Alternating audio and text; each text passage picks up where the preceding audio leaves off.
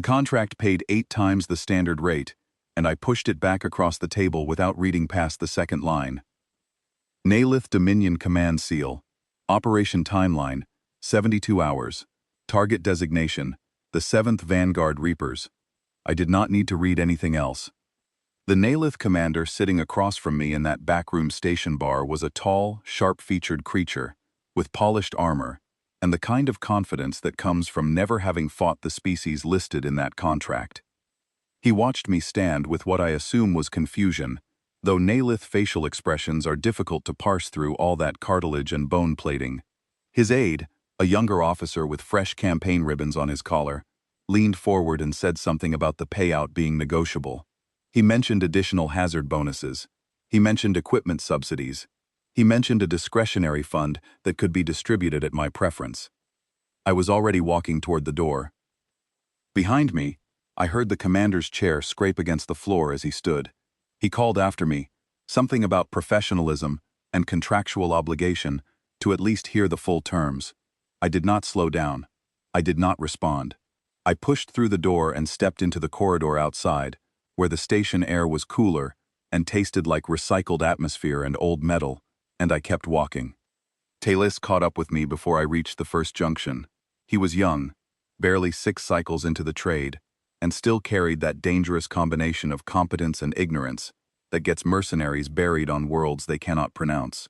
Tall for a Vrethian, lean in the way that meant he had not yet learned to carry extra weight for the lean times, and fast in the way that meant he had never been hurt badly enough to understand that speed is not the same thing as survival. He matched my stride, his claws clicking against the station floor in a rhythm that was slightly too quick, slightly too eager, and he asked me the question I knew was coming.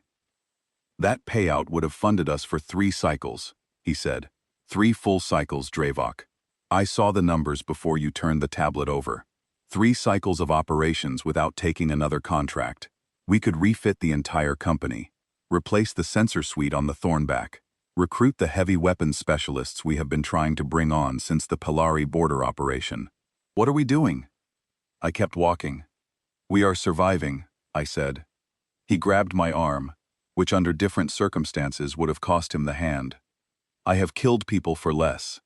In the mercenary trade, putting your hands on a commander without invitation is either a challenge or a mistake, and both tend to end the same way. But Talelis was one of mine, and I had grown tolerant of his enthusiasm in the way that old soldiers sometimes grow tolerant of young ones, who remind them of something they used to be.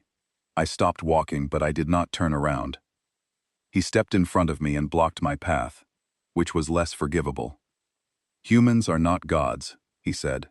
His voice had the edge of someone who had rehearsed this argument in his head and was committed to delivering it regardless of the response. Other species have beaten them. The Polari broke a human garrison 2 cycles ago on Vreth Minor. The Telvorn Compact pushed them out of the Rin Corridor. The Kasori Federation fought a human expeditionary force to a standstill in the Outer Belt campaigns. Humans lose, Dravok. They bleed and they break, and they lose, just like everyone else. I looked at him and waited until the certainty drained from his eyes. It took about 5 seconds. 5 seconds of me looking at him with the expression of a soldier who has been killing for longer than he has been alive, and the certainty crumbled like old masonry. The Polari broke a garrison of 300 reserve soldiers who had been deployed for 11 months without rotation, on a world that human command had already written off as strategically irrelevant, I said. Those soldiers were undertrained, undersupplied, and fighting under rules of engagement that prevented them from using half the weapons systems available to them. The Telvorn Compact pushed a human supply convoy out of a corridor that the humans had no strategic interest in holding and had been planning to vacate anyway. The Kasori Federation fought an expeditionary force to a standstill because the human government decided that the political cost of escalation exceeded the value of the objective, and they pulled their forces back voluntarily. I leaned closer. Those are not victories, Tales. Those are instances where humans decided the cost was not worth the effort. There is a difference between beating a human force and fighting one that has decided you are not important enough to destroy. The Polari did not beat those garrison soldiers. They survived long enough for the humans to leave. That is not the same thing, and if you cannot tell the difference, you will not last long in this trade. I started walking again. Tellus fell in beside me, quieter now, his claws clicking at a slower rhythm. The 7th Vanguard Reapers are an elite designation, I said. That is not a human regular unit.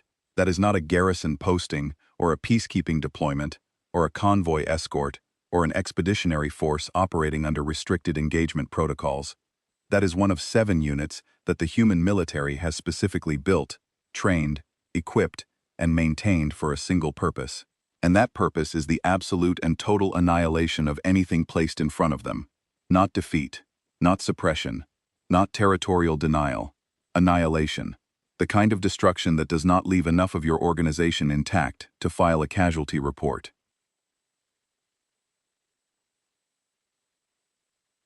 We walked in silence past a row of merchant stalls, their shutters closed for the night cycle. The corridor lights had dimmed to their low setting, casting everything in shades of amber and deep shadow. A maintenance drone hummed past overhead, its sensor lights blinking in a pattern that meant it was running a routine atmospheric check. There is a blacklist, I said. It is not written down anywhere. There is no document, no file, no official registry. No galactic authority maintains it. No government sanctions it. No law enforces it. But every major brokerage in the galactic mercenary network knows about it. Every freelance guild, every private army, every assassination syndicate that operates above the level of station thugs and alley killers. The blacklist contains 7 designations, 7 human elite units. Any contract that targets one of those units is automatically flagged by every reputable broker in the network. 94% of brokerages decline those contracts without reading past the target line. They do not negotiate. They do not counteroffer. They do not ask about hazard bonuses or equipment subsidies or discretionary funds. They walk out of the room exactly the way I just did. I stopped at a viewport overlooking the station docks and stared at the ships lined up in their berths. Freighters with scarred hull plates, patrol craft with weapons pods dark and dormant, a Jorathi diplomatic vessel with its ceremonial armor, gleaming under the dock lights like polished bone. Beyond them, through the viewport glass, the cold scatter of distant stars. I am in the 6% that used to accept them, I said. Once. Tyellus stood beside me and said nothing. He was learning. That was one of the most valuable things a young mercenary could do, and one of the rarest. Most young fighters filled silence with questions, because they were afraid that silence meant they were missing something. Tyellus was starting to understand that silence was where the important information lived. 18 years ago, I was not a broker, I told him. I was not sitting in station bars reviewing contracts and managing rosters and calculating profit margins. I was a field commander. I ran a mercenary company called the Pale Tide. 600 fighters, mixed species, mixed specialties, heavy weapons capability, orbital insertion qualified, and experienced enough that every one of them had survived at least 3 combat deployments. We were considered one of the best non-human irregular forces operating in the outer territories, and that was not vanity or self-promotion. That was the assessment of the independent rating services that evaluate mercenary companies for contract eligibility. Our reputation was clean. Our kill-to-loss ratio was the best in the sector. We had turned down 3 contracts that year alone because the pay did not match our value, and we could afford to be selective. I pulled a drink tube from my belt pouch and cracked it. Station-brewed stimulant, bitter and sharp, the color of engine coolant, and twice as unpleasant. It burned going down, which was the point. The burn kept you focused. The bitterness kept you honest.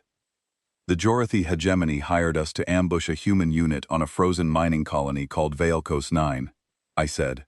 The target was the 31st Nightfall Division, one of the 7 elite designations. The Jorathi had a territorial dispute with a human mining corporation over mineral extraction rights on Veilkos 9, and the dispute had escalated to the point where the humans had deployed the 31st to secure the colony and enforce their extraction claims. The Jorathi did not want to engage the humans directly because they could not afford the diplomatic consequences, so they did what governments have been doing since the first species figured out that war was expensive. They hired someone else to do the fighting. I took another pull from the drink tube and let the bitterness settle. The Jorathi provided everything: full intelligence packages, Terrain maps so detailed you could count the rocks in a kilometer-wide grid square. Satellite imagery updated every 40 minutes. Projected movement corridors based on 3 months of observation data. Jamming frequencies calibrated to human communication equipment. Thermal shielding material that was supposed to mask our positions from human scanning technology. They gave us deployment schedules, supply rotation timelines, estimated unit strength, down to the individual operator, and psychological profiles of the 31st Nightfall's commanding officers. I paused. The payout was enough to retire. Not enough to retire comfortably. Enough to retire wealthy. Every fighter in the Pale Tide would have walked away with more money than most species see in a lifetime. I reviewed the intelligence. I studied the terrain. I analyzed the psychological profiles. I ran the tactical simulations through 3 different modeling systems, and every single one returned the same result. Overwhelming probability of success. 600 experienced fighters against a projected human strength of 80 to 100 operators. Fixed defensive terrain with overlapping kill zones. Full electronic warfare capability. Total surprise. Superior numbers by a ratio of 6 to 1 at minimum. By every tactical model I had ever used. By every principle of warfare I had ever studied. By every calculation I had ever trusted with my life and the lives of my fighters. The engagement was a guaranteed victory. Taelis was watching me with the expression of someone who already knew the story did not end well, but could not yet imagine how badly it ended. I recognized that expression.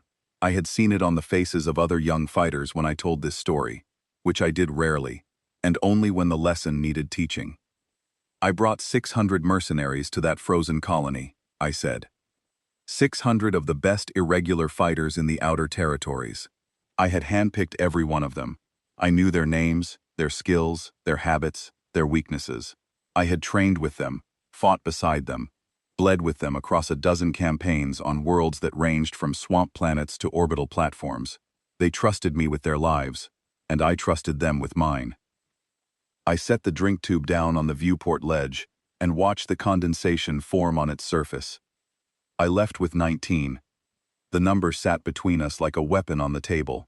19 out of 600. 96.8% casualties in a single engagement. The kind of number that does not just represent a defeat, it represents an extinction. And I was the lucky one, I said, because in that same cycle, 3 other mercenary companies accepted contracts against human elite designations.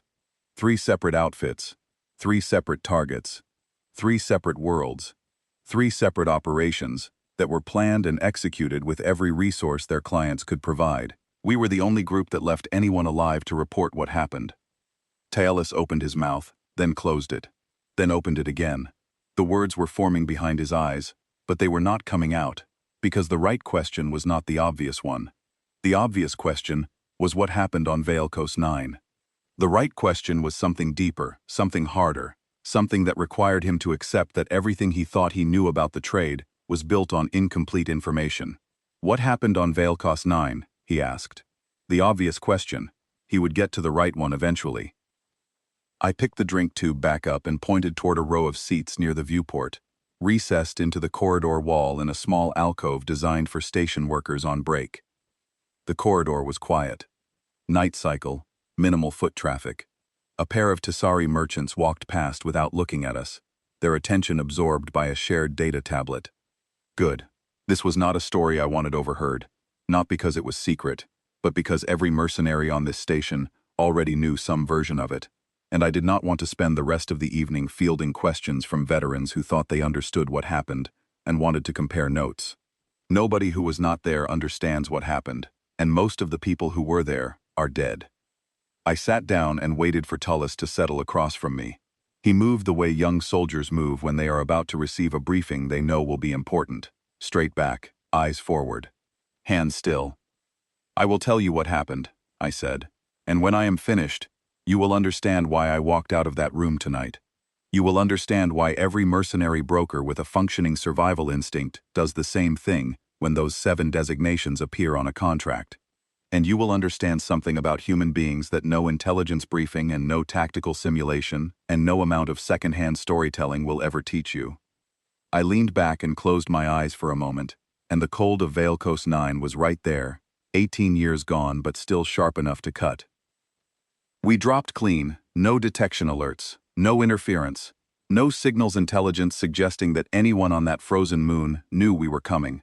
600 fighters deployed from 3 transport ships in a staggered insertion pattern, touching down in a sheltered basin 6 kilometers from the projected human movement corridor.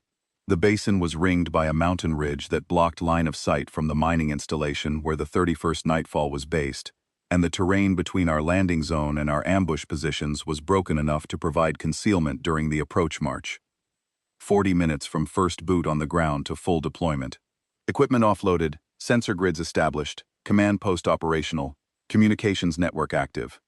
I had drilled my fighters on cold environment insertions for 2 weeks before the operation, and it showed. Clean, fast, professional. The kind of deployment that makes you believe the universe is working in your favor. By the time we reached our ambush positions along the mountain pass, I was looking at the most perfect killing ground I had ever seen in 40 years of warfare. The pass itself was a natural corridor, roughly 300 meters wide at its broadest point, running north to south through the mountain range that bisected the colony's primary continent. The walls rose steep on both sides, jagged rock faces coated in ice that caught the pale light of the system's distant star and threw it back in cold, sharp reflections. The floor of the pass was flat and open, covered in a layer of packed snow that would make any movement across it visible from the elevated positions on either side.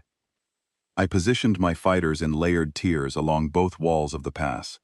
Forward observation teams at the northern mouth, where the humans were projected to enter. Heavy weapons emplacements on the highest ridges, with clear sight lines down into the pass floor, and overlapping fields of fire that covered every meter of open ground. Infantry positions staggered at 3 different elevations, each covering the dead zones of the positions above and below. 3 armored vehicles positioned at the southern mouth as a blocking force, their weapons trained back up through the pass to catch anything that made it through the primary kill zone. Motion sensors buried in the snow on every approach route for 2 kilometers in every direction. Pressure plates along the pass floor calibrated to detect anything heavier than the local wildlife. Surveillance drones running continuous loops over the surrounding terrain, feeding real-time imagery to my command post on the central ridge. Electronic warfare equipment standing by to jam human communications the moment the first shot was fired. 600 fighters, dug into fortified positions, with complete surprise, superior numbers, heavy weapons, armored support, electronic warfare capability, and the most defensible terrain on the entire frozen moon, against a projected force of 80 to 100 human operators who did not know we were there, and who were expected to walk directly into a kill zone from which there was no escape. I stood on the central ridge with my command squad, looked down at that pass, and felt something I had not felt in years: confidence. Not the cautious, measured confidence of a professional calculating odds. Real confidence. The kind that settles into your chest and warms you from the inside out. The kind that makes you think, for just a moment, that the universe has given you exactly what you deserve. That confidence was a lie. Everything about that operation was a lie. But I did not know that yet. The projected arrival window was 14 standard hours after we completed our positions. The 31st Nightfall was supposed to move through that pass on a scheduled patrol rotation, following a route that Jorathy Intelligence had mapped from 3 months of observation data. I positioned my command squad on the central ridge with direct line of sight to the pass floor and settled in to wait. Hour 1 passed in disciplined silence. My fighters held their positions without movement or complaint. Professional behavior. Expected behavior. We were being paid enough to wait. Hour 3. Still nothing. Sheth, my communications officer, a Polari female with 15 years of service, and the calmest disposition I had ever encountered in a combat zone, reported all sensor grids nominal. No contacts on any frequency. No movement on any drone feed. The frozen landscape outside our positions was a still life painted in shades of white and gray, and it did not move. Hour 6. I started checking the intelligence again, reviewing the projected movement corridors, the timing estimates, the observation data that predicted when and where the 31st Nightfall would enter the pass. The data was solid. The projections were well within standard deviation. There was no reason to doubt them. And yet, Hour 9. The arrival window had passed by 3 hours. The humans should have been moving through that pass before dawn cycle, and the thin light of the system's star was already crawling along the eastern ridge, casting long shadows across the pass floor. 600 fighters sat in perfect ambush positions staring at empty ground, and the silence had grown teeth. I have been a soldier for most of my life. I have fought on worlds where the atmosphere was acidic enough to eat through standard armor coatings in 6 hours. I have fought on stations where the gravity generators failed mid-combat, and the engagement became a three-dimensional nightmare of floating debris and disoriented fighters. I have faced down enemies that outnumbered me, outgunned me, and outmaneuvered me, and I have survived all of it through the same basic principle. When something feels wrong, it is wrong. Your conscious mind can be fooled. Your analytical processes can be fed false data, but the survival instinct that lives in the base of your brain, the ancient thing that predates language and logic and tactical training, that instinct does not lie. And 9 hours into that wait, it was screaming. It was not one thing. It was the accumulation. The Jorathi intelligence had been too precise. Not precise in the way that good intelligence is precise, which always carries caveats and confidence intervals and acknowledged gaps. Precise in the way that manufactured data is precise. Too clean. Leave. Too perfectly suited to what we wanted to hear. The terrain was too perfect. A natural killing ground that might as well have been designed by a military architect, sitting exactly where the humans were projected to walk. The approach was too clean. No detection, no interference, no indication that anyone on the moon cared about our presence. And the 31st Nightfall Division, an elite unit with a combat record stretching back 30 years, had never once in their documented operational history followed a route that someone else predicted for them. Not once. I had reviewed their engagement records before accepting the contract. It was standard due diligence. And every single after-action report in those records noted the same pattern. The Nightfall moved where they decided to move, when they decided to move, along routes they selected in real time, based on conditions on the ground. They did not follow patrol schedules. They did not use predictable movement corridors. They did not behave in ways that allowed anyone, friend or enemy, to reliably project their location in advance. The idea that they would follow a 3-month-old patrol pattern through a mountain pass that any tactical officer would identify as a perfect ambush site was, I realized 9 hours too late, absurd. It was not just unlikely, it was a fantasy, and I had built an entire operation on it. I ordered passive sensor sweeps in expanding arcs out to 10 kilometers. Clean. Nothing moving. Nothing hiding. Nothing out of place. I ordered drone overflights extended to a 20-kilometer radius, running at maximum sensor resolution. Clean.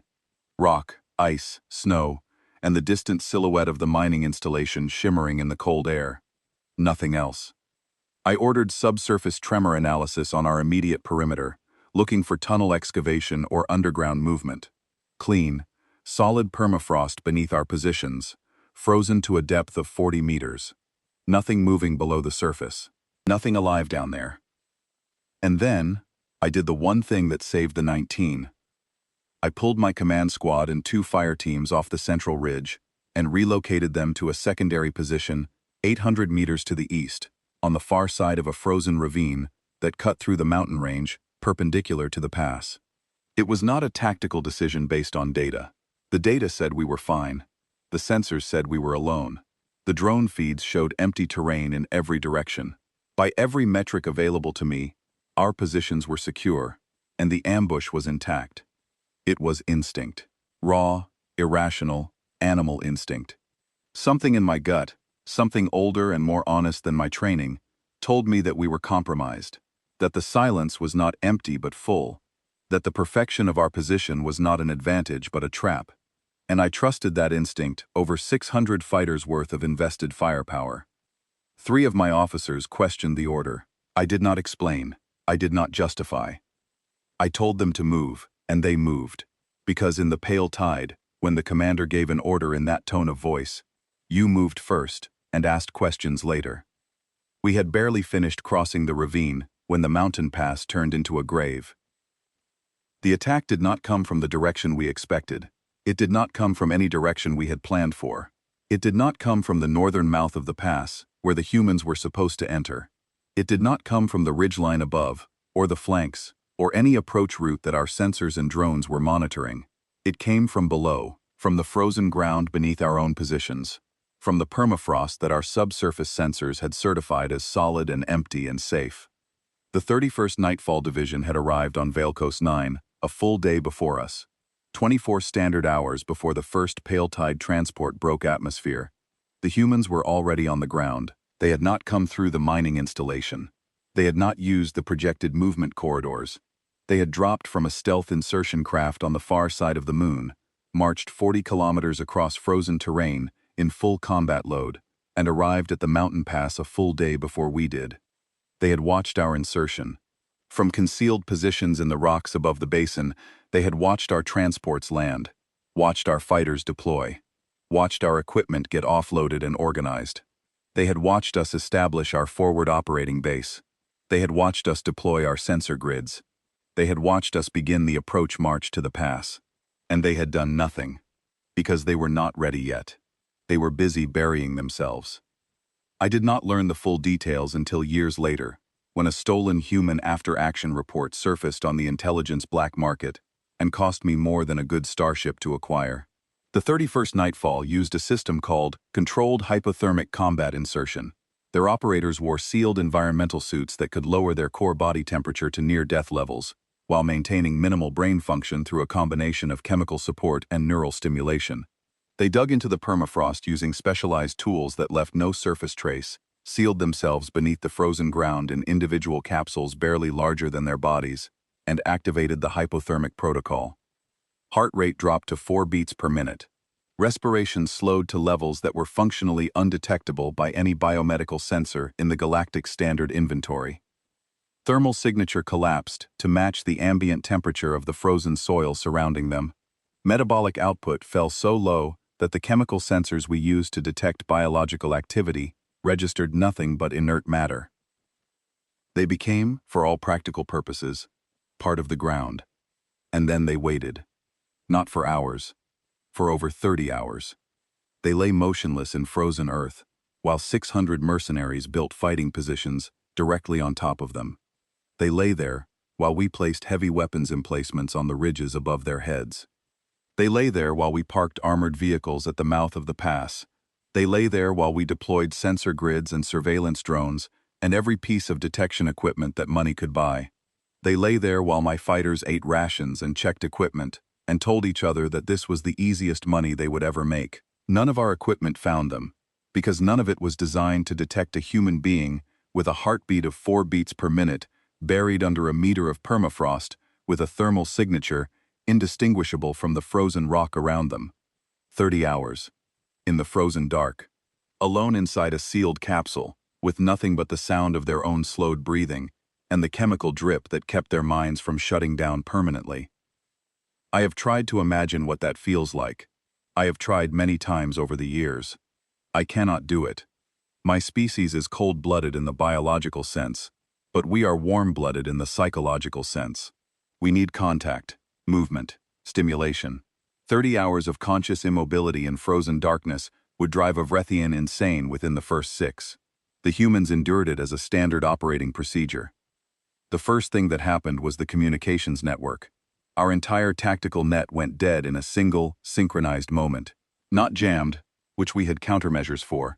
I had invested heavily in anti-jamming technology, specifically because human electronic warfare capability was well documented, but the humans did not jam our communications. They severed them. The relay nodes that connected our fire teams to my command frequency had been physically cut. Small shaped charges, precisely placed at each relay point, detonated in a sequence so tight that the time between the first detonation and the last was less than 2 seconds. 600 fighters lost the ability to coordinate in the time it takes to draw a breath. The second thing was the armor. All 3 armored vehicles at the southern mouth of the pass detonated simultaneously. Not hit by weapons fire, not struck by missiles or mortars or any weapon that was fired from a distance. Detonated from within. The humans had placed shaped charges on the vehicles during the night, moving through our perimeter without triggering a single sensor, without being spotted by a single sentry, without leaving a single footprint in the snow that anyone noticed in the dark.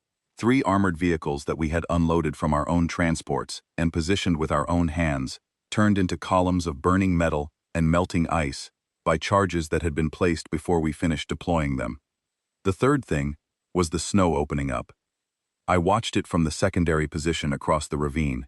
800 meters away, in the pale light of the distant star, I watched the ground move.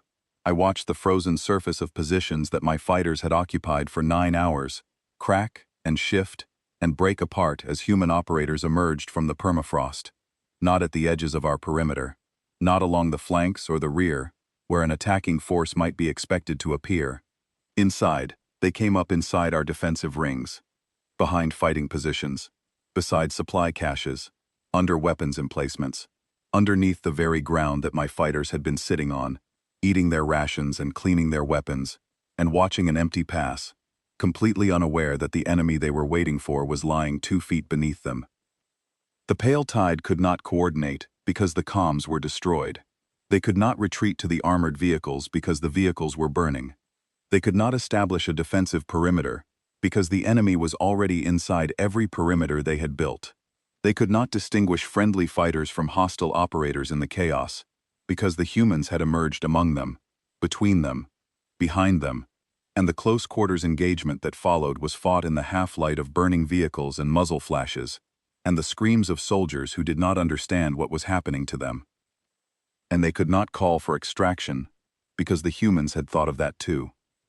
I stood on that ridge across the ravine with 19 surviving members of my company and watched 600 fighters die. The engagement lasted less than 20 minutes from the first detonation to the last gunshot. Not because the humans were fast, though they were faster than anything I had ever seen, but because the pale tide never had a chance to fight a battle. There was no battle. There was a demonstration. A meticulously planned, flawlessly executed demonstration of what happens when you accept a contract against a human elite designation. The 31st Nightfall did not use orbital strikes. They did not call in air support or deploy heavy armor or fire a single artillery round. They did not use any of the technological superiority that humans are famous for across the galaxy. They used patience. They used the willingness to lie in frozen ground for 30 hours, chemically suppressed to the edge of death, breathing through closed-circuit filters, motionless in the dark, their hearts beating 4 times a minute, while 600 professional killers built a fortress on top of them, and then they took that fortress apart from the inside. That was lesson 1. Tasselis sat across from me in the alcove and said nothing for a long time. The station hummed around us, the distant vibration of recyclers and power conduits and thermal regulators, and all the machinery that keeps a few thousand beings alive in the vacuum between stars. I let the silence do its work. Some things need space to settle, and this was one of them. If that was lesson 1, Tully said finally, his voice lower than before, carrying something that had not been there when we sat down. What was lesson 2? I refilled my drink tube from the dispenser in the alcove wall and took a slow pull. The stimulant had gone lukewarm, which made it taste even worse. I drank it anyway. Comfort was not the point. Lesson 2 was worse, I said, because lesson 1 was about what they planned. Lesson 1 was about preparation and patience and the capacity to endure conditions that would kill most species. That is frightening, but it is comprehensible. You can study it, you can analyze it, you can develop countermeasures against it, at least in theory. Lesson 2 was about what happened when we tried to fight back, and lesson 2 is not comprehensible.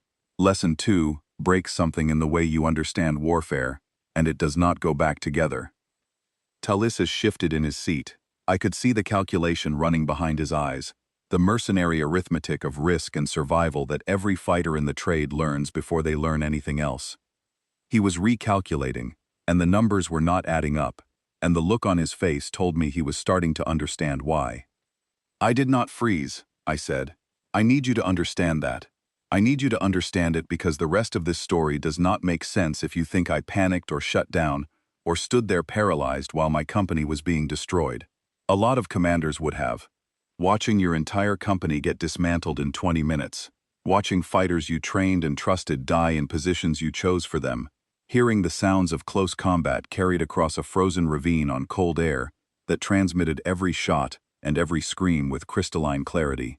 That is the kind of experience that breaks people. That cracks something in the mind and lets the chaos flood in, and you stop being a commander and start being a casualty who has not fallen down yet. I looked at Tal-Ellis directly. That did not happen to me. Not because I am braver than anyone else, or tougher, or more experienced, although I am all of those things to varying degrees. It did not happen because I had fought humans before.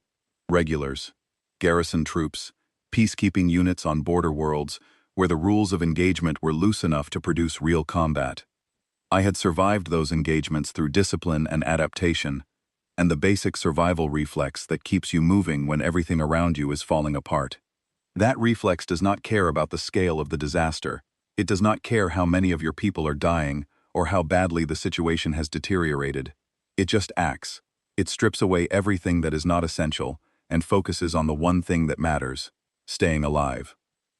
I leaned forward and rested my forearms on my knees.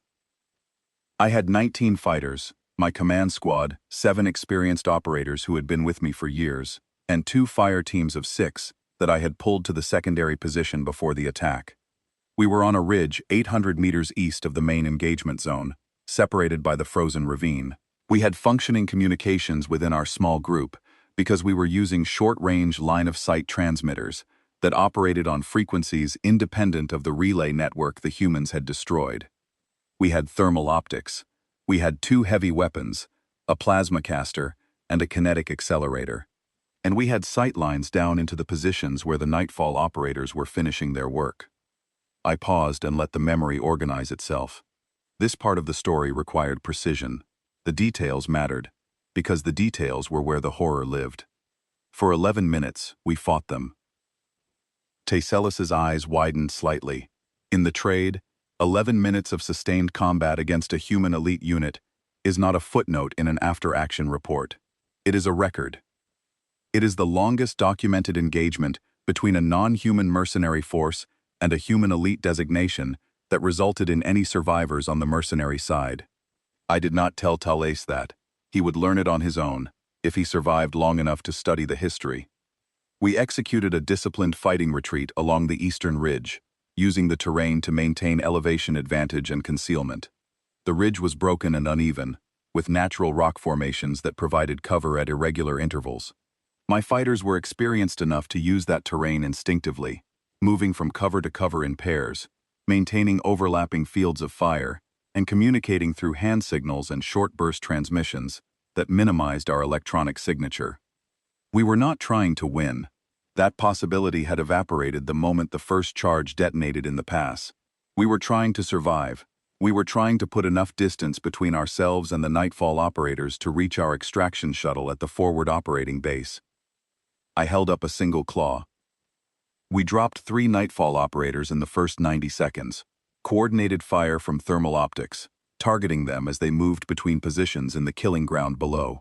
The thermal optics cut through the smoke and debris from the burning vehicles and gave us clear target identification at 800 meters. My heavy weapons operator, a Tassari male named Bren who had the steadiest hands in the company, put 2 shots through the chest plate of a human operator crossing between rock formations. The kinetic rounds punched through military-grade armor at that range, which tells you something about the quality of our equipment. 2 more operators went down to coordinated small arms fire from my fire teams. Clean shots, professional work. My fighters earned every one of those kills, and in that moment, standing on that frozen ridge with the screams of the dying still echoing across the ravine, I was proud of them. I lowered the claw. And then the humans adapted. I said that word, adapted, and I watched Tal-Ellis hear it. He knew what the word meant. Every mercenary knows what adaptation means in a tactical context. You change your approach in response to enemy actions. You shift formations, adjust timing, modify your movement patterns to account for new threats. You switch from one doctrine to another as the situation demands. Every trained military force in the galaxy does it. It is the basic mechanism of combat: action, counteraction, reevaluation, response. The cycle repeats until one side runs out of options or runs out of fighters. The difference, I said, is speed. And I am not talking about physical speed. I am not talking about reaction time or movement velocity or how quickly an individual operator can transition between positions. I am talking about the speed at which human elite units rewrite their entire tactical framework in the middle of an active engagement. I stood up and walked to the viewport, staring out at the dock lights without really seeing them. In those 11 minutes, the Nightfall operators changed their movement patterns 4 times. Not minor adjustments, not small modifications to timing or spacing. Complete doctrinal shifts, fundamental changes to their entire approach to the engagement, executed simultaneously across the entire unit. I turned back to Talis. The opening attack had been a stealth infiltration operation. Buried insertion, silent approach, precision strikes from within the enemy perimeter. Classic special operations doctrine, executed with a level of patience and discipline that I have never seen matched by any species. When we engaged them from the ridge and started dropping operators, they abandoned that doctrine entirely. Not gradually, not incrementally. They dropped it in 90 seconds and replaced it with something completely different. I held up my claws, counting. First shift. Stealth infiltration to aggressive fire and maneuver. Bounding advances in paired teams, suppressive fire from fixed positions, flanking movements through the wreckage of our own positions. Textbook assault doctrine, the kind that military academies teach to mid-career officers, executed at a speed and coordination that should have required hours of planning, briefing, and rehearsal. My fighters adjusted. We shifted our fields of fire, repositioned our heavy weapons to cover the new threat axis, and established interlocking kill zones along the ridge approach routes, and standard defensive counter-tactics against an advancing enemy. It worked. I paused. For about 3 minutes. Second claw. Second shift. They stopped advancing and transitioned into a pursuit and encirclement pattern. Teams broke off from the main assault element and began moving along the ravine edges on both sides of our position, cutting off our retreat routes while the central element maintained pressure from below. Each team moved independently, but in perfect coordination, like the limbs of a single organism responding to a single nervous system. They were not following orders. They were not receiving commands from a central authority. They were reading the tactical situation in real time and responding to it collectively, as a unit, without verbal communication. Third claw. Third shift. We adjusted again. I pulled my fighters into a tighter perimeter and prepared for a fighting withdrawal along the ridge spine, intending to break through the encirclement at its thinnest point before the teams on the flanks could close the gap. It was a sound plan. It would have worked against any other enemy I had ever faced.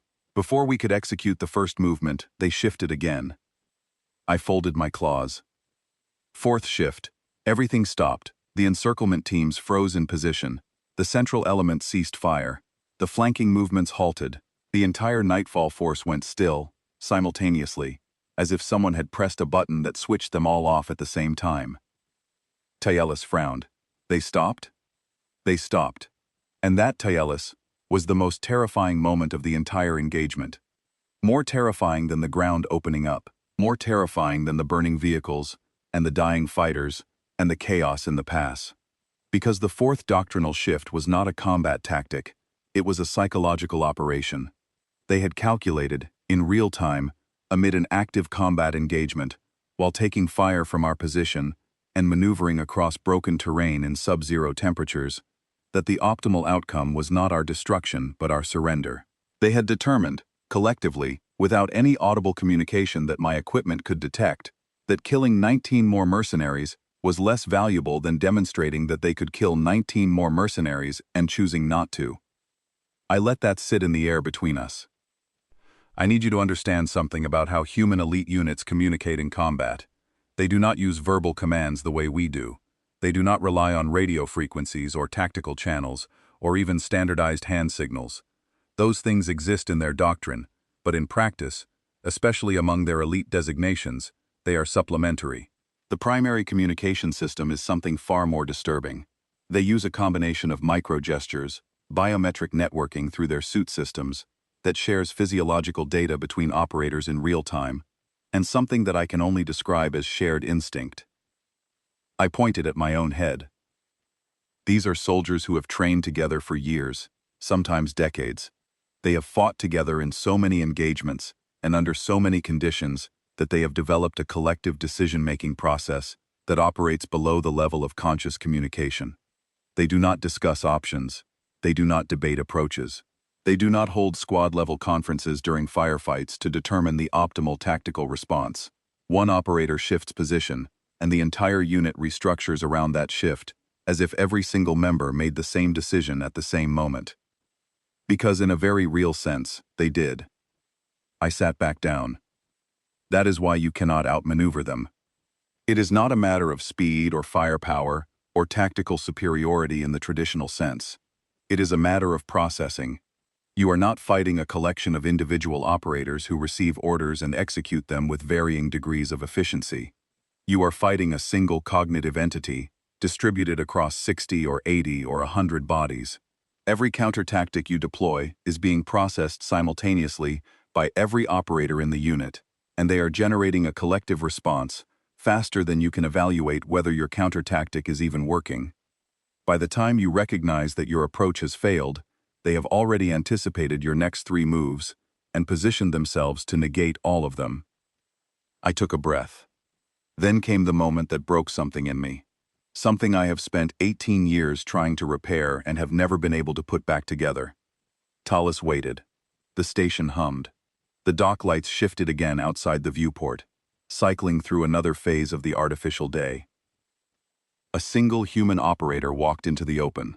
No weapon raised, no aggressive posture, no combat movement or tactical positioning, just a figure standing in the snow between the burning wreckage of our armored vehicles, completely exposed, broadcasting on a universal frequency that any species with a basic receiver could pick up. I could still hear the voice. 18 years, and I could still hear it. Every inflection, every pause, every carefully chosen word, calm, professional, measured. Speaking in accented but grammatically flawless Galactic Standard, which meant the operator had studied our language extensively, and specifically for situations like this. Not learned through a translator module. Learned by hand, by practice, by deliberate effort. The humans had invested time in being able to speak to us in our own linguistic framework, and that investment told me something about how seriously they took what they were doing. The message identified our ridge position to the exact meter, grid coordinates, elevation, orientation relative to the pass. It listed the names and species of every surviving fighter in my group. All 19. Not estimates, not approximations, names. Full operational designations. The operator knew exactly who was on that ridge, how they were armed, what their specialties were, and where each one was positioned within our small perimeter. The accuracy was absolute, and the implication was clear. They had been watching us the entire time. Every moment of those 11 minutes when we thought we were fighting back, they had been tracking us as precisely as we had been tracking them. I closed my eyes for a moment. Then the message informed us that our extraction shuttle, parked at the forward operating base 6 kilometers to the south, had been disabled. Not destroyed, disabled. A single precision shot to the port thruster assembly. The operator specified the exact nature of the damage, the components affected, and the estimated repair time, using standard field tools. Approximately 4 hours. I opened my eyes. The final part of the message was not a threat. It was not an ultimatum. There was no countdown, no deadline, no stated consequence. The human operator simply said, in that calm and professional voice, that we could leave now, or we would not leave. That was it. A statement of fact, delivered with the same emotional weight as a navigational advisory or a weather forecast. Not anger, not contempt, not satisfaction or triumph or any of the emotions you might expect from a soldier who has just destroyed a force that outnumbered them 6-1. Just information. Here is where you are. Here is what has happened. Here is what will happen next. The choice is yours, but there is only one choice that ends with you alive.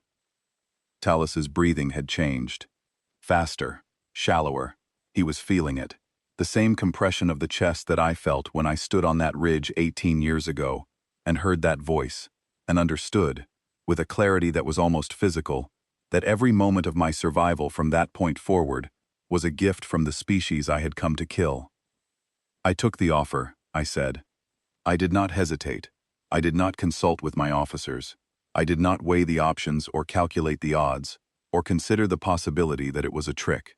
I ordered my 19 fighters to stand down, lower their weapons, and prepare to move, and we walked off that ridge. I described the walk because the walk was the part that mattered. Not the battle, not the tactics, not the buried operators, or the burning vehicles, or the 11 minutes of futile resistance. The walk.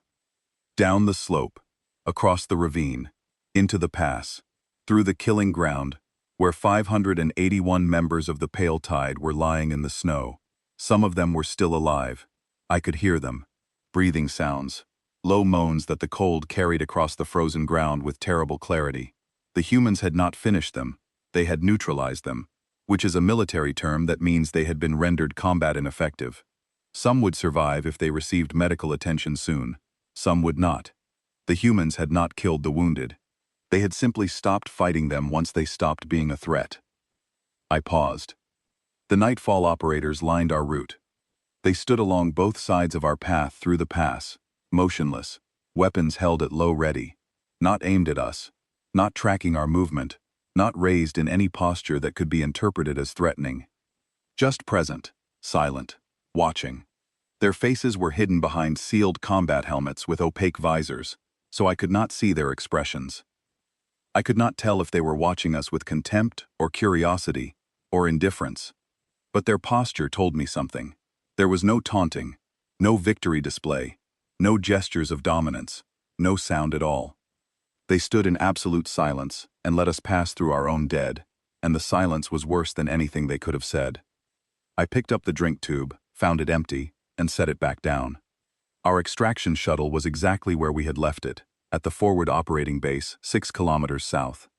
The damage was exactly as the human operator had described. A single shot to the port thruster. When my engineer, a Vrethian named Korad who had been maintaining spacecraft since before I was born, examined the damage, he spent a long time staring at it before he said anything. Then he looked at me and said that in 40 years of working on ships, he had never seen a shot placed with that level of precision. The round had entered the thruster housing at an angle that destroyed the ignition coil, the single component necessary to fire the thruster, without touching the fuel lines, the cooling system, the housing frame, or any of the surrounding secondary systems. A few centimeters in any direction, and the damage would have been irreparable in the field. But it was not irreparable. It was precisely, exactly, surgically repairable, with the tools we had on hand. And the repair took 4 hours and 12 minutes, almost exactly the time the human operator had estimated. I looked at Telesis. That precision haunts me more than the battle itself, more than the buried operators, more than the burning vehicles, more than the sounds of 581 fighters dying in the dark. Because that single shot told me everything I needed to know about what we had been fighting. The humans did not want to strand us on that moon. They did not want to trap us. They did not want to kill us, though they could have done so at any point during the 11 minutes we thought we were fighting back. They wanted to demonstrate, with surgical and undeniable and absolute clarity, that every single outcome on that moon was their decision. We lived because they decided we would live. We left because they decided we could leave. The shuttle was repairable because they calculated that a 4-hour repair window was the exact amount of time needed for us to sit with what had happened, absorb the full weight of it, and carry that understanding back to the rest of the galaxy. I leaned forward.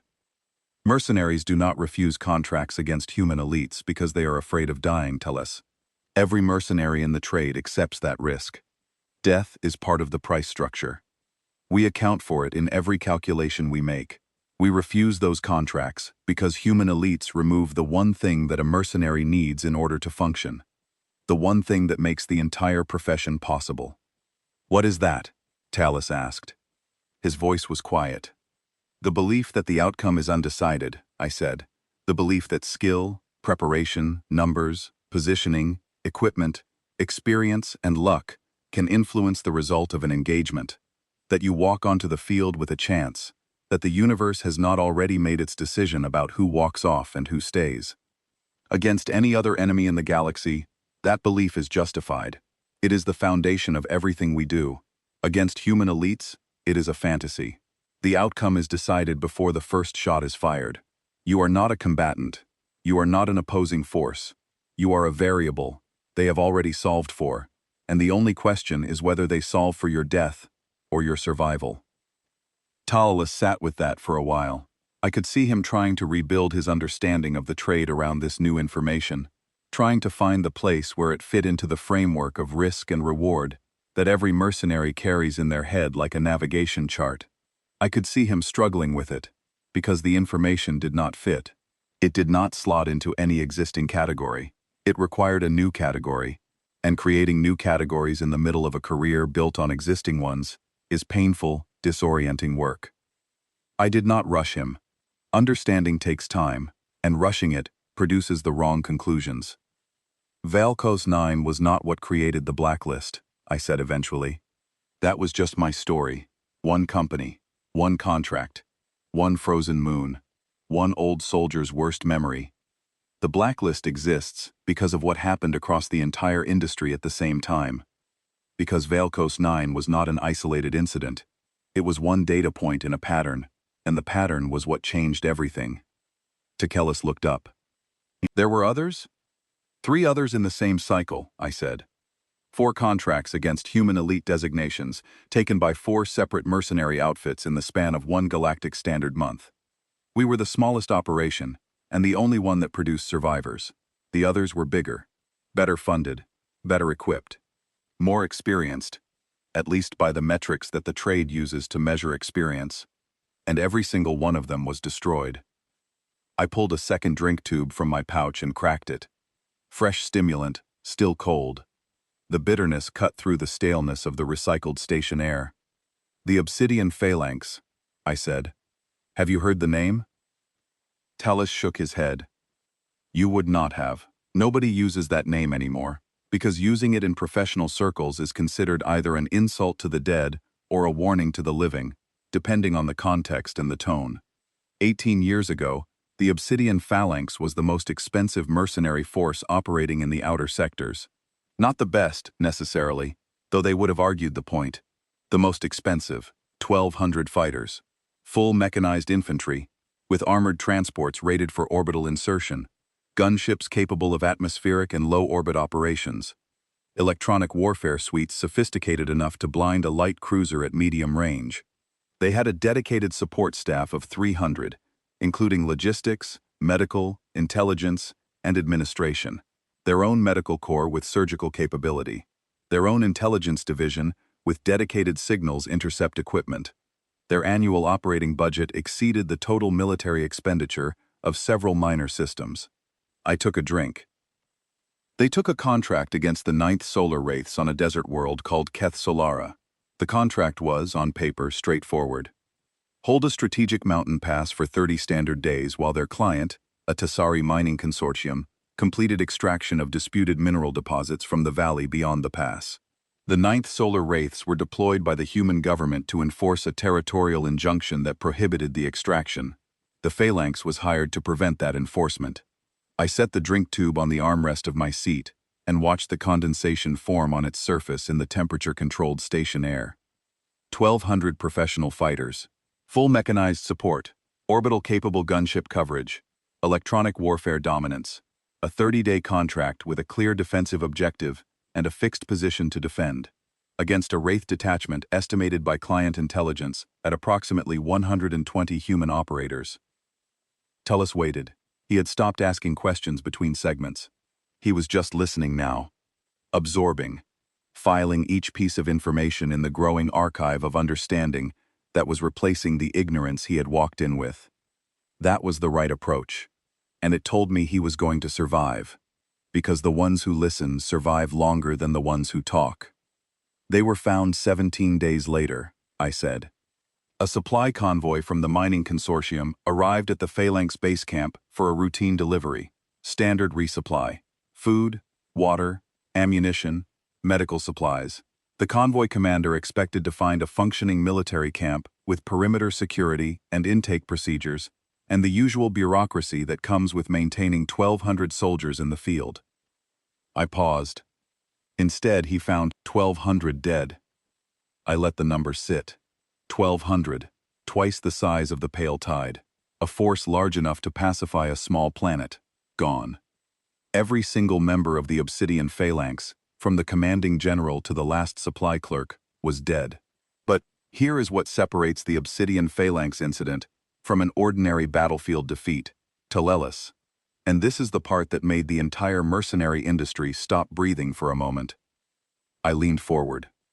Every vehicle in the Phalanx fleet was intact, not damaged, not disabled, not sabotaged or stripped for parts or vandalized, intact, parked in neat, orderly rows, fully fueled, fully armed, and fully operational.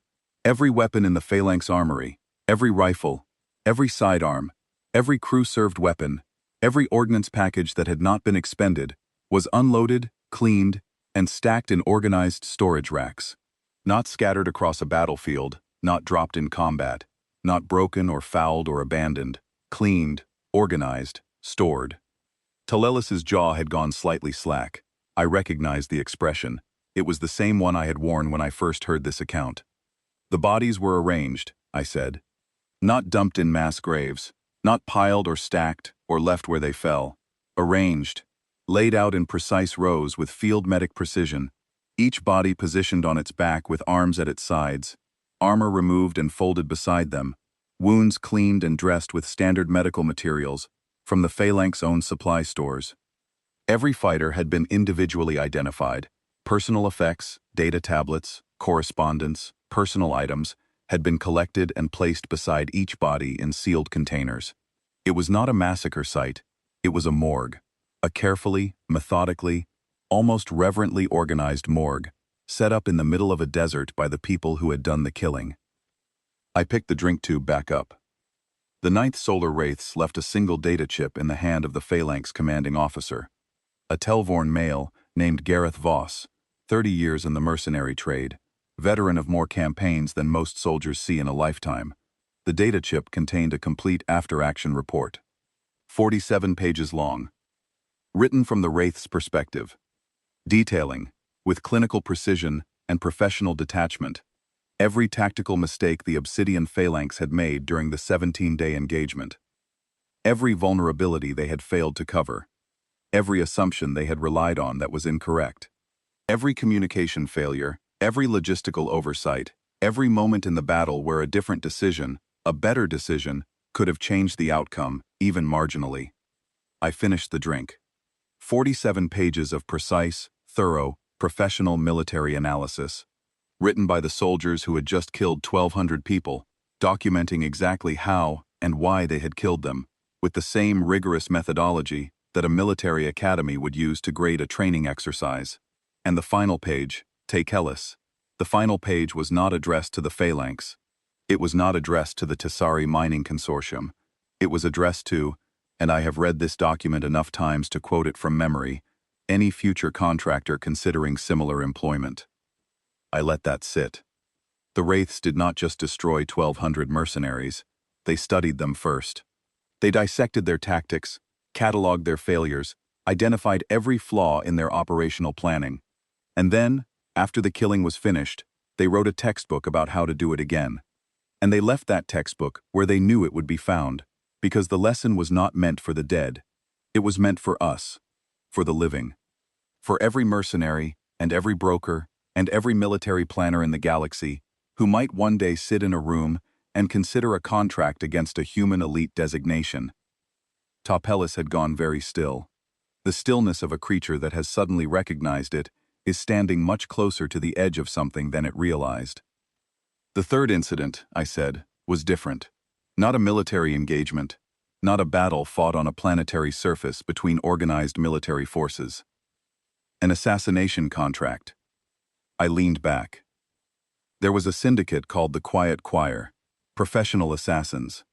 The best in the sector, arguably the best in the entire quadrant, not military operators, not mercenary fighters, dedicated specialized killers who operated at a level that most soldiers never encounter, and most civilians never imagine exists. They did not fight battles, they did not take military contracts. They ended individuals. Quietly, cleanly, and with a success rate that had never dropped below 98% in 20 years of continuous operation. Their client list included governments, corporate boards, intelligence agencies, and criminal networks across 40 star systems. They were the kind of organization that people spoke about in whispers and with respect, because disrespecting them tended to result in a visit. I held up 2 claws. The Quiet Choir accepted a contract to eliminate a single human officer from the 2nd Abyssal Rangers. Another elite designation. 1 target. 1 human being. 42 choir operatives were assigned to the contract, which was an extraordinary allocation of resources for a single target elimination. 42 of the best solo operators in the galaxy, each with their own network of informants and support assets, each with a track record of successful kills that would fill a data archive, all hunting 1 human. I lowered my hand. Within 1 galactic standard month, every member of the Quiet Choir was dead. I let the sentence stand alone. Not just the 42 operatives assigned to the contract. Every member of the organization, the entire syndicate, administrative staff, intelligence analysts, financial officers, who managed the choir's operational funds through layered shell accounts, recruiters, who identified and vetted potential new operatives, logistics coordinators, who arranged safe houses and transport, communications specialists, who maintained the choir's encrypted networks, people who had never held a weapon in their lives, people who had never been within 100 light-years of the target, people who could not have identified the human officer from a photograph. Tallies made a sound, not a word, a sound. The kind of sound a being makes when the scale of something exceeds their capacity to process it in silence, but they do not have the language to respond to it adequately. The 2nd Abyssal Rangers did not just protect their officer and eliminate the assassination teams. They dismantled the Quiet Choir across 9 star systems simultaneously. Think about what that means, Tellus. Coordinated strike teams operating on 9 different worlds, in 9 different jurisdictions, across a volume of space that would take a standard transport ship weeks to cross. All moving at the same time, all hitting their targets within hours of each other, all while simultaneously protecting the officer who was the original target of the contract and maintaining their regular operational tempo in their assigned theater. The logistical and intelligence requirements of that operation would have overwhelmed most military planning divisions.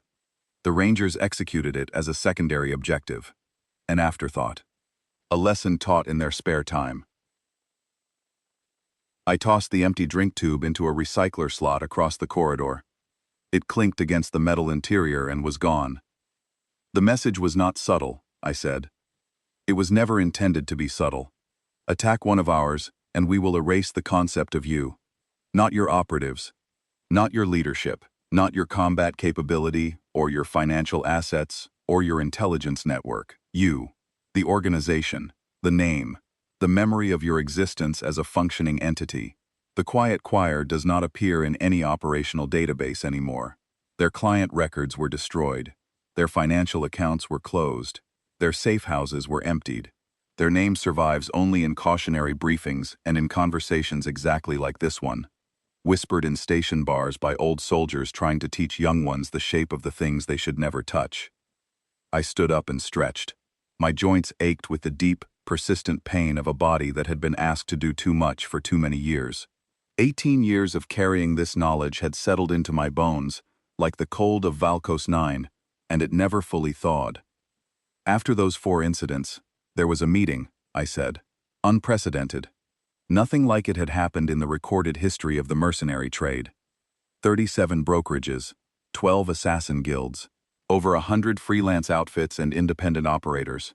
All of them gathered on a neutral station called Faraxis Point, in a conference room that smelled like engine coolant and old debt, and the particular kind of fear that professionals feel when they realize their profession has an edge they did not know about. I turned to Tallis. There was no species pride in that room, no competitive posturing, no territorial disputes or contract rivalries, or the usual political maneuvering that happens whenever more than 3 mercenary outfits occupy the same space. Just professionals sitting around tables covered in casualty reports and intelligence summaries and after-action analyses, staring at numbers that did not make sense within any existing framework of risk assessment, and agreeing, unanimously, without dissent, without debate, on one thing. I held up a single claw. Human elite unit contracts are a death sentence packaged as a payday. That was the consensus, not a majority opinion, not a recommendation subject to individual interpretation. Unanimous. Not a single voice in that room argued that the contracts were survivable with better preparation. Not one outfit claimed that their particular combination of fighters and weapons and tactics would be the exception. Everyone present had either lost people to those contracts directly or knew someone who had, and the data was unambiguous. Total engagement, total destruction, zero exceptions. I sat back down. The blacklist was formalized in silence. No document was signed, no oath was taken, no enforcement mechanism was established, because none was needed. Every single attendee simply stopped accepting those contracts, and when they returned to their operations and their brokerages and their guilds, they spread the word. Not as an order, not as a regulation, not as a policy that could be debated or revised or overturned by someone higher up the chain. As a survival instinct, because that is exactly what it was. The same instinct that tells a prey animal to stay away from the water hole when the predator is drinking. I met Tyellus's eyes. That was the Iron Wall Accord. 18 years ago. In those 18 years, a handful of outfits have broken the blacklist. New companies that were not at Firaxis Point and did not believe the stories were anything more than campfire tales told by old soldiers trying to justify their cowardice. Desperate operations that needed the money badly enough to ignore every warning and every piece of evidence and every instinct that should have told them to walk away. Fools who convinced themselves that they were different, that they were better than the pale tide, better than the obsidian phalanx, better than the quiet choir, that their preparation would be superior, that their fighters were tougher, that the stories were exaggerated by survivors trying to excuse their own failures. I let a long breath out through my nostrils. None of those outfits exist anymore. Not disbanded, not bankrupted, not scattered to other operations where their fighters found new employment and carried on under different names. Gone, erased, as though they had never operated at all. Their names have joined the list of cautionary whispers that get passed around in station bars exactly like this one, growing longer every few years, when some new fool decides that the rules do not apply to them, and discovers, in the last moments of clarity before the end, that they do. Tyellus sat with his hands on his knees and stared at the floor between his feet for a long time. I gave him the time he needed. This was not information that settles quickly. It rearranges things inside you, shifts the foundation of how you understand the universe and your place in it. And that kind of rearrangement requires patience and silence, and the willingness to sit with discomfort until it transforms into understanding. When he looked up, the question in his eyes was the right one, the one I had been waiting for since we sat down. But what makes them different? He asked. Human elites. From human regulars. Humans are dangerous across the board. Everyone in the trade knows that. Even garrison troops. Even peacekeepers. You said yourself you fought human regulars and survived. They are stronger than most species, faster than many, and their endurance is legendary. Everyone knows that. So what specifically makes their elite units something that the entire galactic mercenary industry treats as a force of nature, rather than a military adversary? I nodded. It was the right question, because it was the real question, not the tactical question, not the operational question, not the how or the when or the where, the why, the biological, evolutionary, fundamental why that explains everything and changes nothing, because knowing the answer does not help you survive the thing it describes. I have spent 18 years studying human military structure, I said, not out of academic curiosity, not because I find them fascinating, although I do, in the same way that a prey animal might find its predator fascinating from a safe distance. I study them out of the same instinct that makes small creatures memorize the flight patterns of the things that hunt them. Understanding the thing that almost killed you is its own form of survival, even if the understanding only confirms that you were right to be afraid. I stood up and walked to the viewport. The dock lights had shifted again. The station was rotating into its dawn phase, the artificial lighting warming by gradual degrees to simulate a sunrise that had no sun behind it. Outside the glass, the stars were the same. They did not care about artificial sunrises or station cycles or the fears of old soldiers. They burned and they burned, and they did not change. Human elite units are not selected for strength, I said. Humans are already strong by galactic standards. Their skeletal structure is dense and resilient. Their musculature is layered in a way that provides both power and endurance. And their connective tissue is tougher than it has any right to be for a species that considers itself civilized. A human in average physical condition can outperform the majority of species in the galaxy in tests of raw strength relative to body mass. But strength is not the selection criterion for their elite designations. I turned back to Tellus. They are not selected for speed. Human reflexes are above average, but not exceptional by galactic standards. Several species are faster in both reaction time and movement velocity. They are not selected for sensory acuity. Human hearing is mediocre. Their sense of smell is poor by Predator-class standards. Their visual range is limited to a narrow band of the electromagnetic spectrum that excludes infrared, ultraviolet, and most of the wavelengths that other species use for environmental awareness. In terms of raw sensory capability, humans are outperformed by dozens of species in this galaxy, including, I will note with some satisfaction, our own. I walked back to my seat and sat down. They are not even selected primarily for intelligence, although human cognitive architecture is remarkably flexible, and their capacity for creative problem-solving under pressure is among the highest documented for any carbon-based sapient species. Humans are smart, dangerously smart, smart in ways that surprise you even when you think you know what to expect. But intelligence alone does not explain what the 31st Nightfall did on Velkos 9. Intelligence alone does not explain the Obsidian Phalanx report, or the Quiet Choir erasure.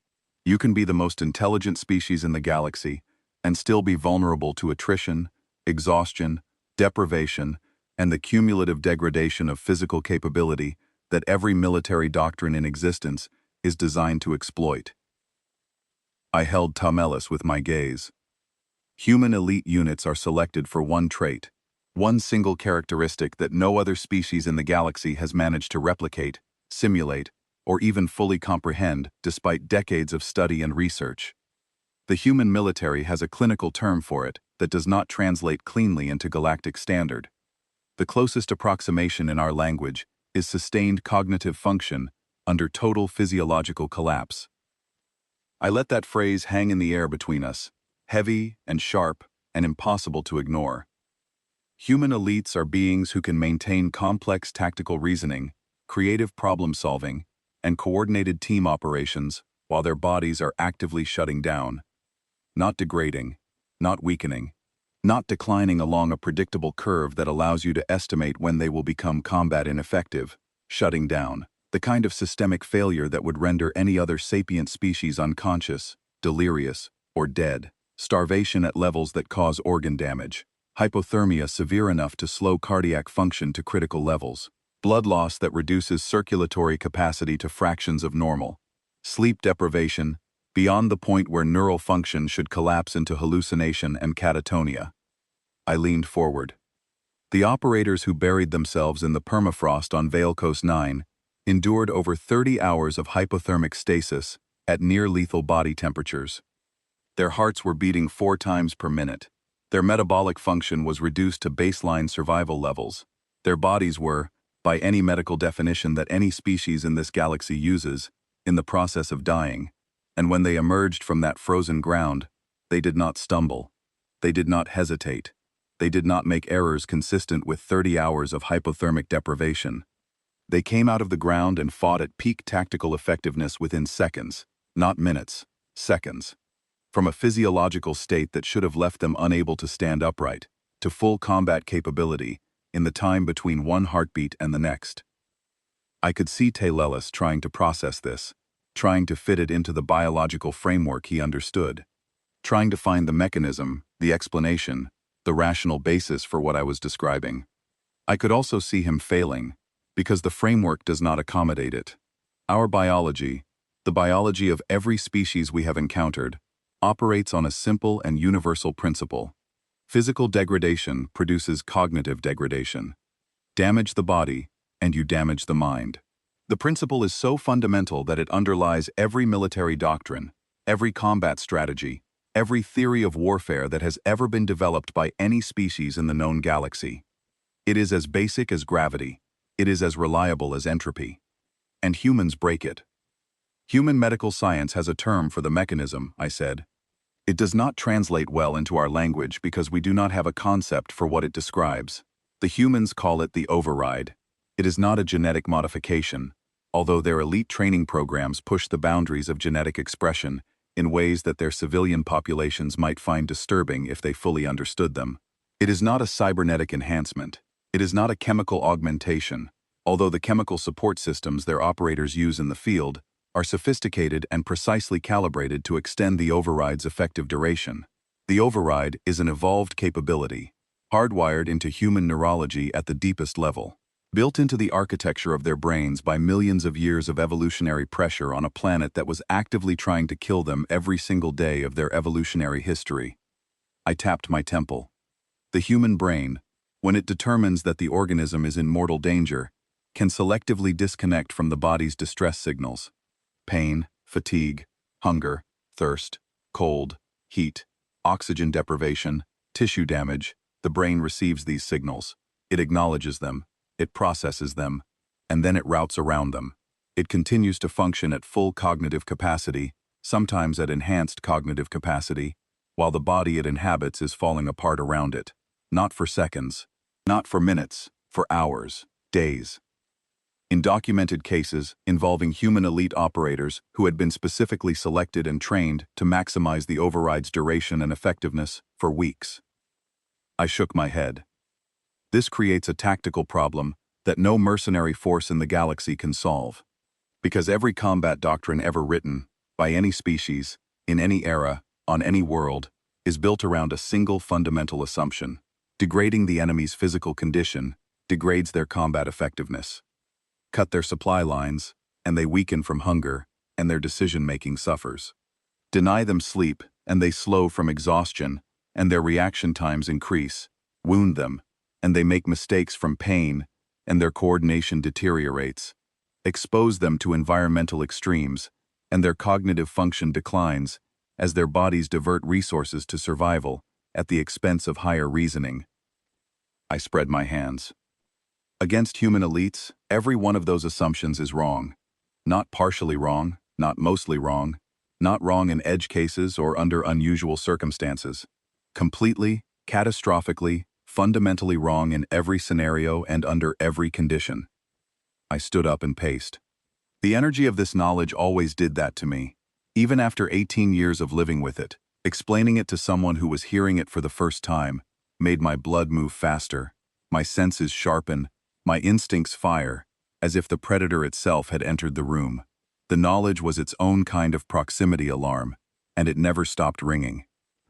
I have reviewed documented engagements from verified sources, I said. Military archives obtained through intelligence channels. After-action reports from human units that were intercepted and decrypted by specialists who charged more for that decryption than most mercenary companies earn in a year.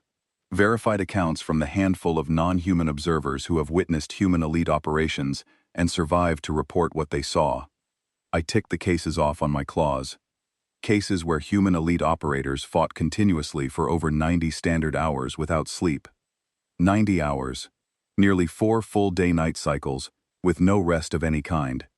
And the tactical analyses of those engagements show that the operators made fewer errors in hour 90 than they did in hour 1.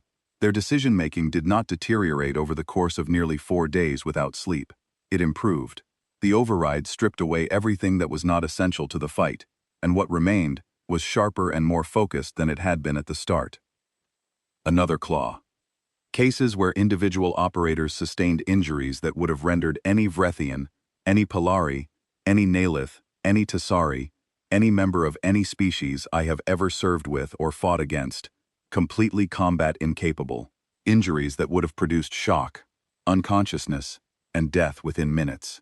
And the wounded operators continued to function, not dragging themselves forward on stubborn reflex, not deteriorating slowly while their bodies shut down around them, functioning, thinking, adapting to changed circumstances, coordinating with their unit, making tactical decisions that were demonstrably superior to the decisions they had been making before they were wounded, because the override had engaged fully, and they were operating in a state that alien science does not have a classification for. I stopped pacing. Do you understand what that means? The worse their physical condition becomes, the more dangerous they are. Not because pain makes them angry, although human anger in combat is its own category of threat that I do not have time to fully describe. Not because desperation makes them reckless, although human recklessness, when it manifests, is terrifying precisely because it is often tactically sound in ways that should not be possible for a being in extremis. But because somewhere deep in human evolutionary history, on that heavy, brutal, radiation-soaked, predator-infested, climate-unstable death world they call home, their species developed a neurological response to imminent death that is the exact opposite of what every other species in the galaxy does. I turned to Telelis. Every other species, when pushed to the edge of physiological collapse, shuts down, conserves energy, reduces cognitive function to preserve core biological processes. The body prioritizes survival over performance, because survival and performance are, for every other species, competing resource allocations. You can have one or the other, but not both. The human response is different. The human brain, facing imminent death, does not conserve. It escalates. It redirects every available resource to cognitive function and strips everything else to minimum viable operation. The body becomes a machine, running on fumes, barely functional, systems failing in sequence, and the mind, sitting at the center of that cascade of failure, burns brighter and clearer and faster than it has ever burned before. I sat back down for the last time. This is why the Pale Tide died. This is why the Obsidian Phalanx died. This is why the Quiet Choir was erased from existence. Not because human elites have better weapons, though their weapons are excellent. Not because they have better tactics, though their tactical flexibility is unmatched. Not because they have better intelligence, though their intelligence capabilities are frighteningly comprehensive. Because the fundamental model of attrition warfare that every military force and every mercenary company in the galaxy relies on does not function against them. You cannot grind them down. You cannot exhaust them into submission. You cannot wound them into incompetence. You cannot starve them into weakness. Every tool in our arsenal that is designed to degrade enemy capability over time is useless against human elite operators because they have evolved past the relationship between physical suffering and cognitive failure. They have broken the equation that every military doctrine in the galaxy depends on, and they have replaced it with something that only they can use. I gestured back down the corridor, toward the bar where the Nalith contract was sitting on a table, unsigned and abandoned and worth more money than most beings see in a lifetime. Mercenaries are rational actors, Tullies. We fight for money, not for causes or flags or abstract principles. Every engagement we accept is a cost-benefit calculation. Risk versus reward, projected casualties versus payout, probability of success versus probability of total loss. That calculation is the foundation of our entire profession, and it works because it relies on predictable variables. Against any other enemy in the galaxy, a mercenary broker can estimate worst-case losses and price the contract accordingly. The payout might be high, but it is calculable, because the worst case has a ceiling. I leaned forward. Against human elites, there is no ceiling. The worst case is always total annihilation. Always. Every engagement, every contract, every scenario. And it is not a statistical outlier, or a freak occurrence, or an edge case that only manifests when catastrophic bad luck converges with poor preparation. Total annihilation is the median outcome. It is the most likely result. It is what happens when you accept a contract against a human elite designation, and every data point we have, every engagement record, every casualty report, every empty roster where a mercenary company used to exist, confirms it. No payout covers that. No contract indemnifies it. No hazard bonus or equipment subsidy or discretionary fund makes the arithmetic work. I pointed toward the docking bay. That Nalith commander will find someone to take the contract. There are always desperate outfits, new companies that have not learned, brave fools who think the stories are exaggerated or outdated, or specific to circumstances that will not apply to their particular situation. Someone will take his money and his intelligence package and his projected movement corridors and his thermal shielding material, and they will deploy against the 7th Vanguard Reapers with confidence and optimism and the unshakable belief that they will be the exception. I started walking toward the docking bay. Tom Ellis rose and followed. "In 6 standard months," I said, "that outfit will not exist. Its name will join the list. Its fighters will join the dead. And some other young mercenary will sit across from some other old veteran in some other station bar on some other station and ask the same question you asked tonight." We walked in silence for a stretch of corridor, our footsteps echoing in the quiet of the station's night cycle.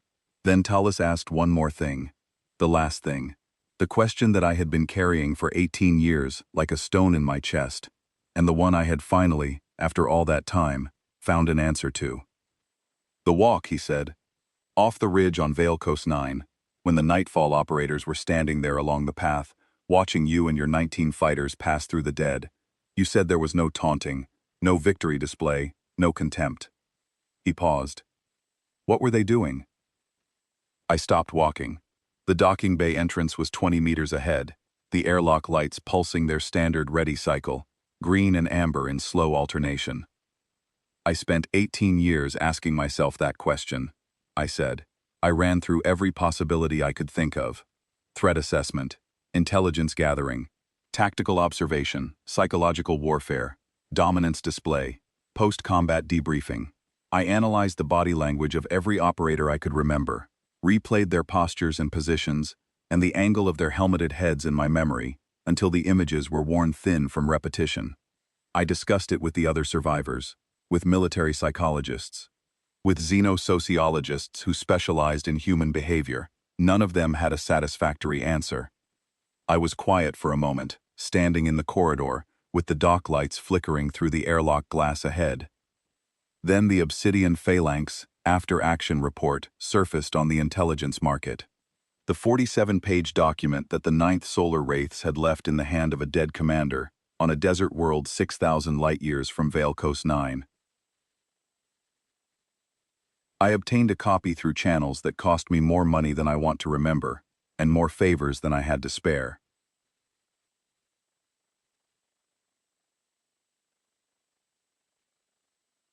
I read every page.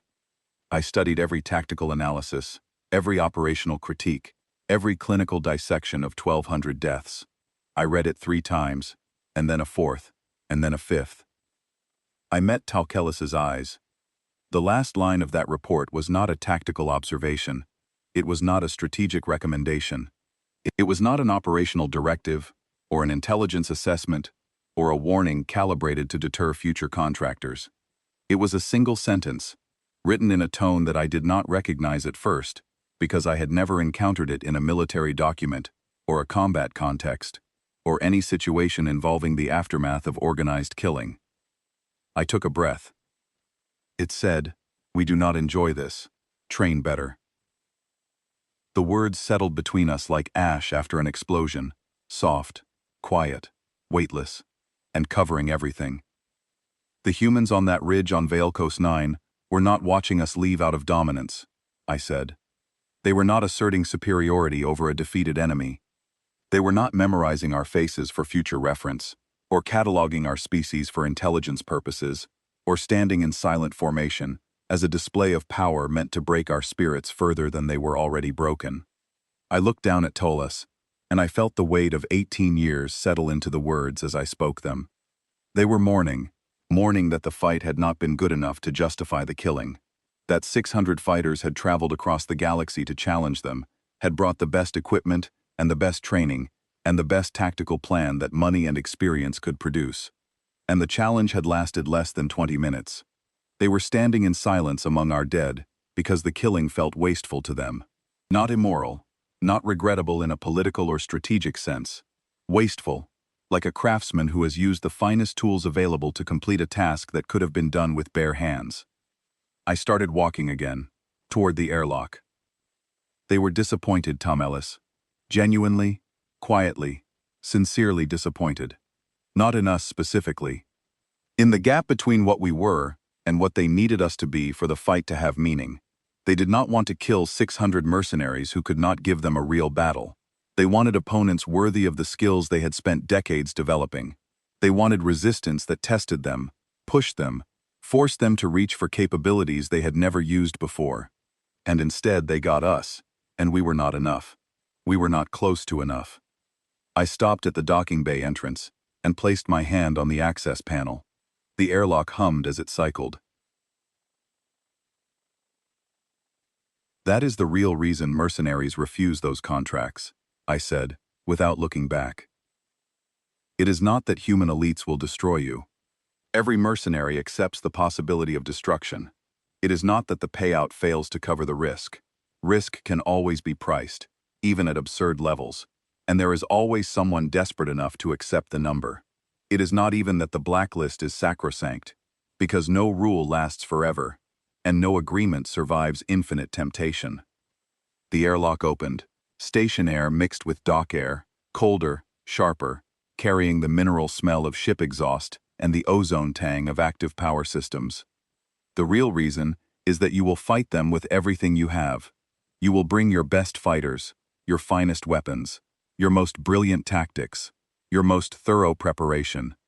You will spend everything, sacrifice everything, give everything you are capable of giving, and when it is over, and you are lying in the cold, wondering how it all went wrong so fast, the last thing you will see is a human standing over you, with an expression that is not hatred, not contempt, not anger, not even the cold satisfaction of a professional who has completed a difficult task."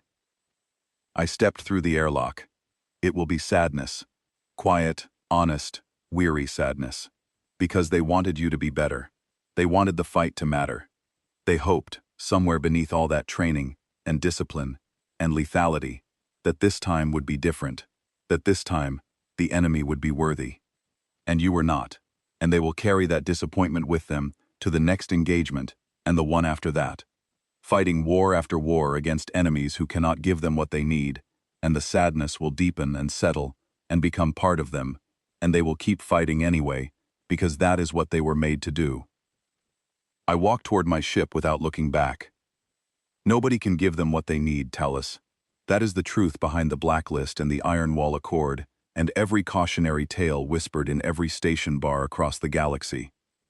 We are not refusing those contracts out of fear. We are refusing them out of the final, irreducible mercy of understanding what we are to them. My boots rang on the dock plating.